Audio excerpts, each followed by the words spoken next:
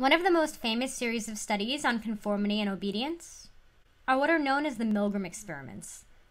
And I want to take a moment to talk about Milgram and the things that might have inspired him to conduct these studies. The first thing that I want to note is that these studies began in 1961. And the reason that this is important is because Milgram studies, like many of the other studies on conformity and obedience, were conducted in response to something. In this case, the atrocities committed during the Holocaust. Milgram was born to a Jewish family in 1933 in New York. And although he was born in the States, his parents had emigrated from Europe.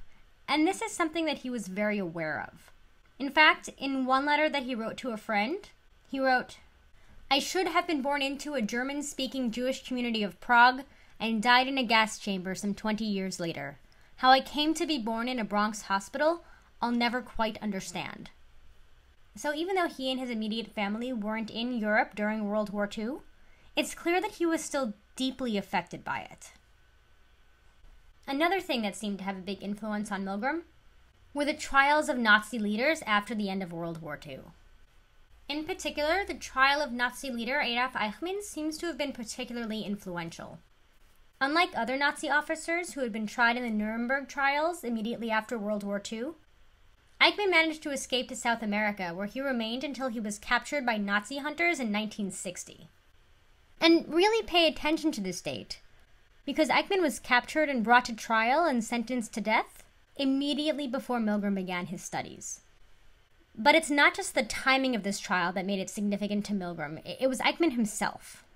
Because by all accounts, he was actually a pretty normal guy. He was ordinary, he seemed to have a normal personality, and he didn't seem to have this intense hatred that was demonstrated by the other Nazi leaders. And this is particularly puzzling in light of what Eichmann had done, which was to arrange the deportation of Jews to death camps. And while he acknowledged that he was the one who organized these deportations, he said that he didn't feel guilty of the consequences.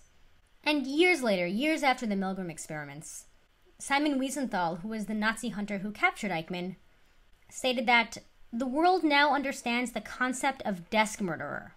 We know that one doesn't need to be fanatical, sadistic, or mentally ill to murder millions, that it is enough to be a loyal follower eager to do one's duty. And I think that it's that last part that really stood out to Milgram. Because Eichmann said the same thing that not only other Nazi officers had said, but also what just everyday German people had said, that they were just following orders. And in the end, I think that this is the idea that captured Milgram.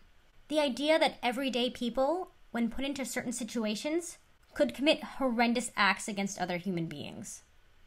And I think that Milgram really wanted to find out if this was true. He wanted to know whether everyday average Americans could be made to follow orders in the same way that the Nazi soldiers claimed that they were doing. He wanted to see whether or not they could be made to harm an innocent individual just because an authority figure told them to. But I want you to take a moment to think about how important this research is, because it was, and is, very easy to depersonalize and other the individuals who we see to be complicit in the Holocaust. It is very easy to think that they are evil and we are good, and they are murderers and we are moral.